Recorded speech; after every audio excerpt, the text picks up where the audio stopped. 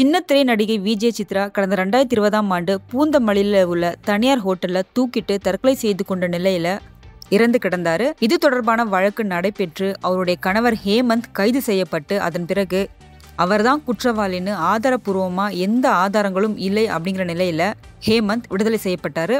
அதை எதிர்த்து மேல்முறையீடு செய்திருந்த நிலையில திடீரென திருவான்மியூர் வீட்டில் தனது மகளின் துப்பட்டாவால் விஜய் சித்ராவோட தந்தை காமராஜ் தூக்கிட்டு தற்கொலை செய்து கொண்டார். இந்த சம்பவம் பெரும் பரபரப்பை ஏற்படுத்தியிருக்கு. பாண்டியன் ஸ்டோர் சீரியல் முல்லை அப்படிங்கிற அந்த கேரக்டர்ல அற்புதமா நடிச்சு மக்கள் மனங்களை கொள்ளை கொண்டவர் தான் விஜய் சித்து. விஜய் சித்ரா நிறைய விளம்பர படங்கள்லையும் ஆவண படங்களையும் நடிச்சிருக்காங்க. இவருக்கு பாண்டியன் ஸ்டோர் சீரியலில் ஏகப்பட்ட ரசிகர்கள். இன்ஸ்டா, ட்விட்டர் உள்ளிட்ட சமூக வலைதள பக்கங்களிலும் பயங்கர ஆக்டிவா இருப்பாங்க விஜய் சித்ரா. இந்த நிலையில தான் கடந்த 2020ஆம் ஆண்டு டிசம்பர் 9ஆம் தேதி விஜய் சித்ரா பூந்தமல்லி அடுத்த கரையான் சாவடியில் உள்ள ஒரு நட்சத்திர விடுதியில அவருடைய அறையில் தூக்கில் தொங்கிய நிலையில சடலமா மீட்கப்பட்டாங்க. இதையடுத்து சித்ராவின் குடும்பத்தினர் கொடுத்த புகாரின் பேரில் சித்ராவின் கணவர் ஹேம்நாத் மீது புகார் கொடுக்கறாங்க. அந்த புகாரின் பேரில் போலீசார் அவரை கைது செய்யறாங்க. விஜய் சித்ராவும் ஹேம்நாத்தும் ஏற்கனவே பதிவு திருமணம் செய்து கொண்டது ஒரு முக்கியமான தகவல். இந்த வழக்கு திருவள்ளூர் மாவட்ட மகளிர் நீதிமன்றத்தில் நடந்து வந்தது. இந்த நிலையில இந்த வழக்கின் தீர்ப்பு ஆகஸ்ட் 10ஆம் தேதி வெளியாகுது. அப்போ நீதிபதி ரேவதி கூறுகையில சித்ரா மரண வழக்கில் ஹேம்நாத்துக்கு எதிரான எந்த ஒரு ஆதாரத்தையும் போலீசார் சமர்ப்பிக்கவே இல்லை அப்படிங்கறதால ஹேம்நாத் விடுதலை செய்யப்படுறதா அறிவிக்கிறாங்க. இதை எதிர்த்து தான் சித்ராவின் தந்தை மேல்முறையீட்டு மனுவை தாக்கல் செய்யறாரு. அதுல அரசு தரப்பு சாட்சிகளின் வாக்குமூலங்களை முறையா கவனத்தில் எடுத்துக்காம மகளிர் நீதிமன்றம் அளித்த தீர்ப்பை ரத்து செய்ய வேண்டும்னு கோரிக்கை வச்சிருக்காங்க. இந்த மனு எப்போ விசாரணைக்கு எடுத்துக்கொள்ளப்படும்ங்கிறது அறிவிக்கப்படாமல் இருந்தது. சட்டம் ஒழுங்கு காவல் உதவி ஆய்வாளராக இருந்தவர் தான் காமராஜர். இவர் தனது மகள் இறப்பால் மனதளவிலும் உடல் அளவிலும் ரொம்பவே பாதிக்கப்பட்டிருந்தாரு. தனது மகளின் இறப்புக்கு காரணமானவங்க யார் யாருன்னு சொல்லி அவங்க மேல நடவடிக்கை எடுக்கிறதுக்காக ரொம்பவே போராடினாரு.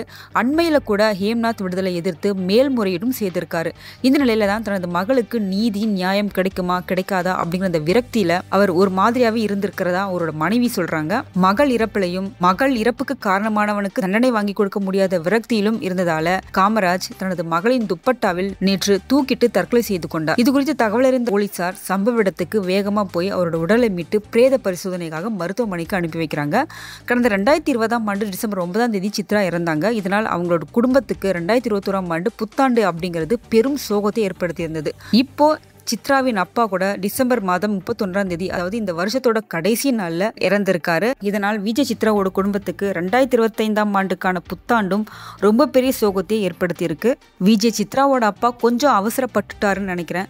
பொறுமையா போராடி குற்றவாளிக்கான தண்டனையை வாங்கி கொடுத்திருக்கலாம். தற்கொலை எந்த பிரச்சனைக்கும் சரி எந்த கஷ்டத்துக்கும் சரி ஒரு தீர்வே கிடையாது. அது நம்மள நம்பி இருக்கிறவங்களுக்கும் நம்மள நேசிக்கிறவங்களுக்கும் நாம கொடுக்கிற தீராத துயர் அப்படிங்கறத புரிஞ்சுக்கிட்டாலே போதும். தற்கொலைகள் நிச்சயமா குறையும். அந்த வகையில விஜய் சித்து மற்றும் அவரோட தந்தை காமராஜோட தற்கொலை அந்த குடும்பத்துக்கு ஒரு வாழ்நாள் சோதனையா தான் இருக்க போகுது. என்றும் உங்களுடன் மை இந்தியா. முக்கிய செய்திகளை உடனுக்குடன் தெரிந்து கொள்ள சப்ஸ்கிரைப் பண்ணுங்க, பெல் பட்டனை பிரஸ் பண்ணுங்க. என்றும் உங்களுடன் மை இந்தியா.